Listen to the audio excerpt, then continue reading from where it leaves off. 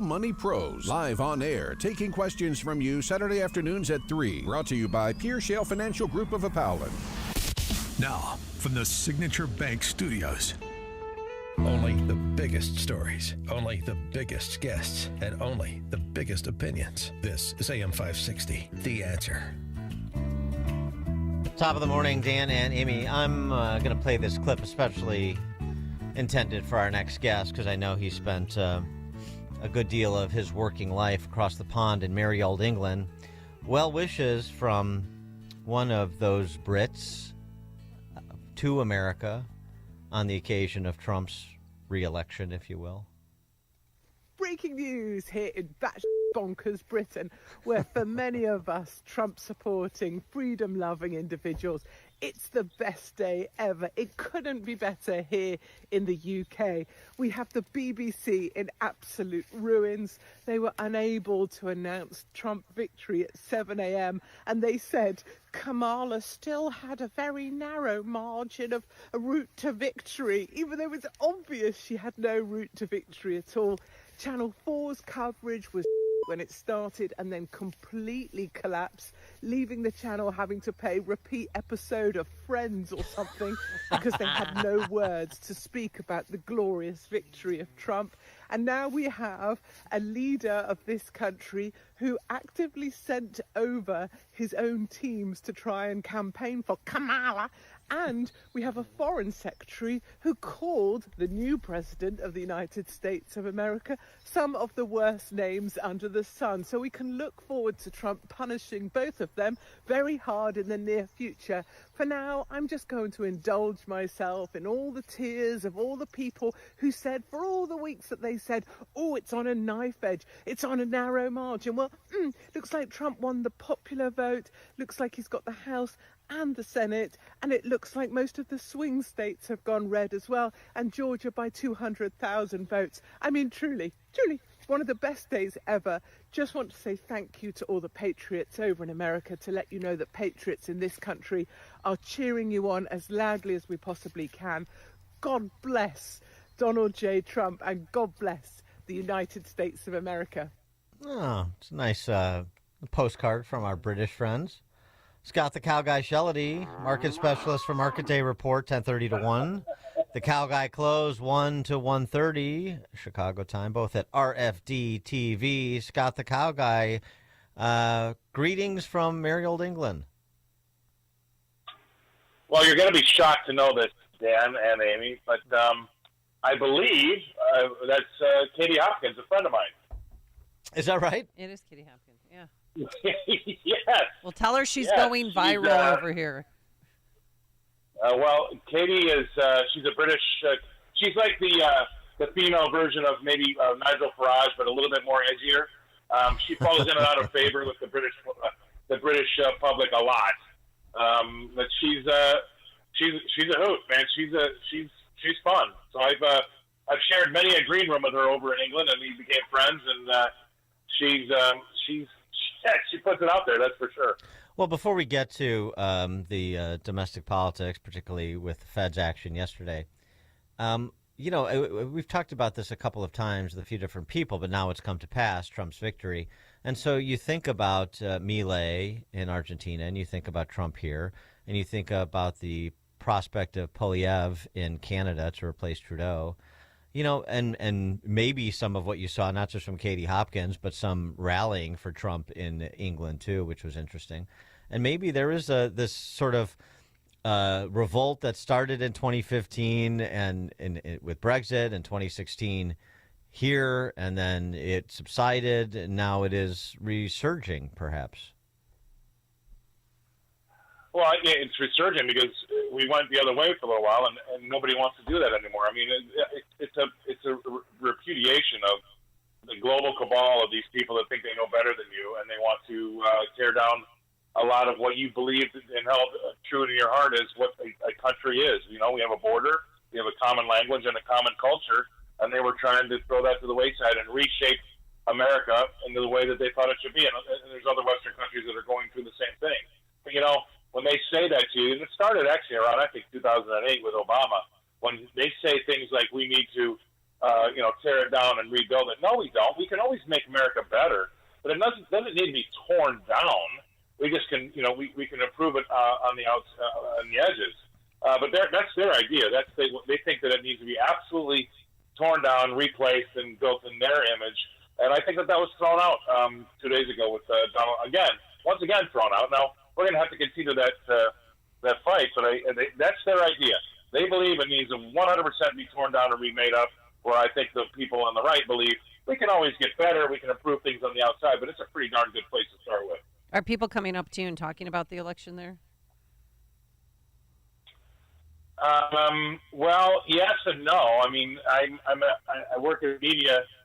I work in media, and there's a lot of upset people around. Under the age of 30, they didn't want to talk on Tuesday morning or Wednesday morning, whatever it was, which I found completely shocking. But yeah, there's a lot of people that they obviously know which way I lean, and I'm not afraid to say that. Hey, I'm on the side of common sense. You know what? I don't want to have 10 to 15 million people come across the border and ask me to pay for it. That wasn't what I signed up for. I didn't sign up for the inflation and the government spending. We keep talking about how great our GDP is, 2.4, 2.3%, and how we still have good growth in this country. It's 100% to me down to the fact that the government couldn't stop spending. They spent so much money, they could not have a positive gross domestic product, right? Or they could not have a positive GDP. Think about it. For those 4 years that we're still in, we bring in $4.5 to $5 trillion in tax revenue every year and spend 1.8 or 2 trillion more than that. So every year we have 1.8 to 2 trillion more dollars going through our economy. You better have a positive GDP, or you're really doing something wrong. So what are the I'm done with it. I just want to get back to basics. So what did the market reaction to Trump's victory signal the market thinks about Trump's presidency? Well, it's interesting because, there's something that the economists can't put in their mathematical formulas. And that's this theory, this optimism or the animal instinct that Trump has a way of unleashing in the economy. It's interesting. I think, Ronald Reagan had the ability to do it, but give people that good feeling, even though the good hasn't happened yet. And I think that Trump's doing a lot of that now, too. Now, are the valuations stretched on the equities? Yes, I think so. Are things a little bit out over their skis? Sure. But I think that's a great example of people are now just happy to think that we can actually solve some problems, and that's giving them some room for hope. And hope can do a lot if there is a light at the end of the tunnel and it's not a train.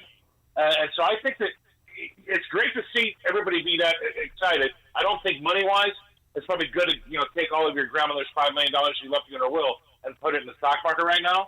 But I do think that the economy will get better because we're going to get rid of regulation. That's one of the biggest things that we've had a problem with, and he's going to try. Look, he's not going to. These governments like to spend money without doing anything on the other side of the ledger.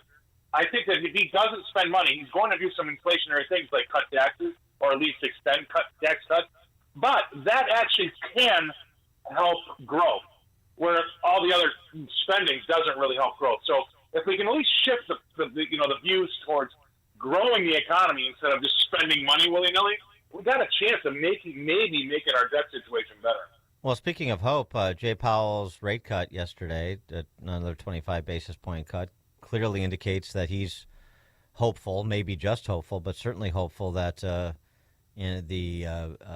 inflationary period is winding down. It's going to be hard, guys, because here's where I come on that. We've got we're going to go through $36 trillion in debt by the end of the year. That means in this calendar year, we went through the $34 trillion mark. This summer, we went through $35 trillion, and at the end of the year, we're going to go through $36 trillion. It's almost unsustainable. So we've got a really high national debt, but we also run close to a $2 trillion budget deficit every year. We spend $2 trillion more than we take in taxes every year. That's a problem too. And now on our annual budget, the debt service on our debt, just the interest, is over $1 trillion a year. It's the second biggest line item after Social Security.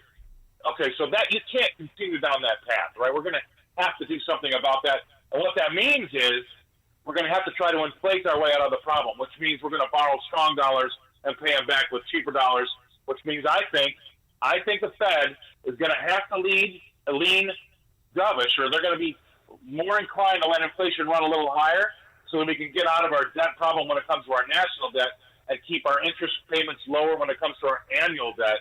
And that's what we're going to see. All roads are going to probably lead to more inflation. We're trying to get our inflation number down to 2%.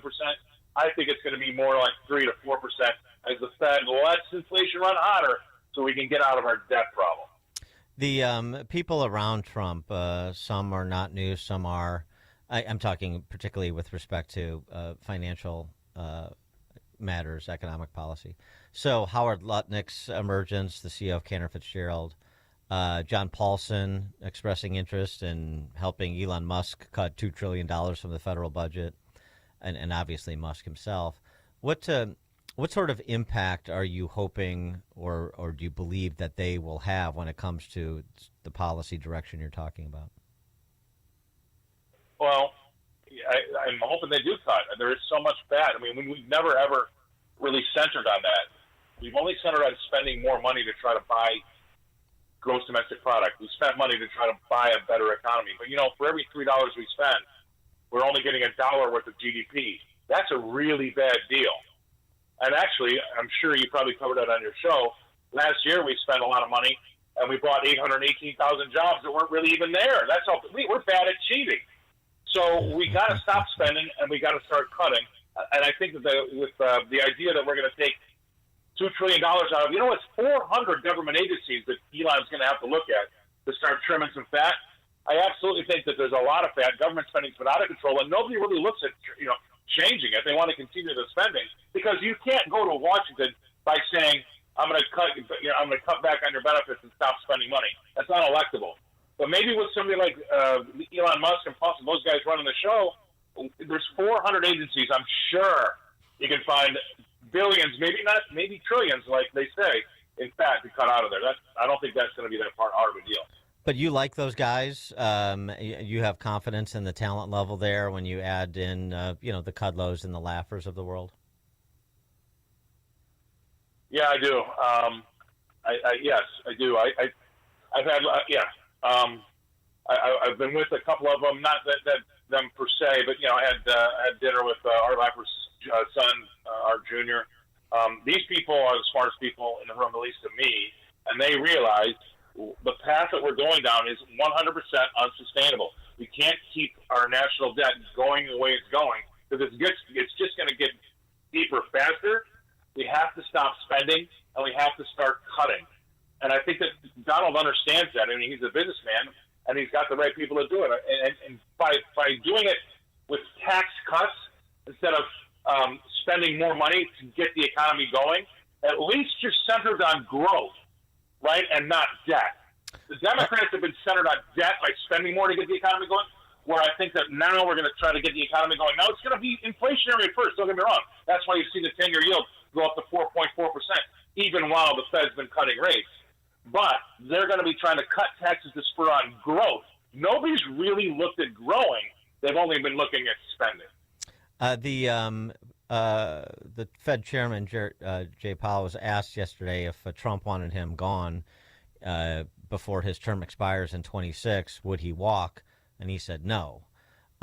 Trump doesn't have the power to remove him. He does have the power to nominate a Fed chairman, so Jay Powell could be gone when his term expires in 26. But how did you take that interaction where Powell was basically saying, Trump can't get me out, I'm not going anywhere? I've always thought that he did a bad job. I thought that he has not done a great job. He's been political, and I think he proved it by saying that. That's what I feel like. He's going to be a problem, and he's going to make himself a problem because I think he wants to. It's political, and so look, he's done a bad job at the Fed. He let inflation get up to 9.1%. He's got a lot of bad decisions on his hand. I think he's been way too transparent. He lets the market know too much, so it doesn't give him a chance to change his mind. And as Fed chairman know, I don't think he's going to get a great report card. But now, what we always thought he was, he just proved it by trying to be a problem. Scott, the Cow Guy, Shellady, market specialist for Market Day Report, 10:30 to 1, and the Cow Guy closed 1 to 1:30, both at RFD-TV. Scott, thanks as always. All right, guys, have a great weekend. Thank you, and he joined us on our turnkey.pro answer line. Connect with Dan and Amy using the AM 560 mobile app. Download it today at 560theanswer.com/mobile. So right now may be the perfect time for you to rethink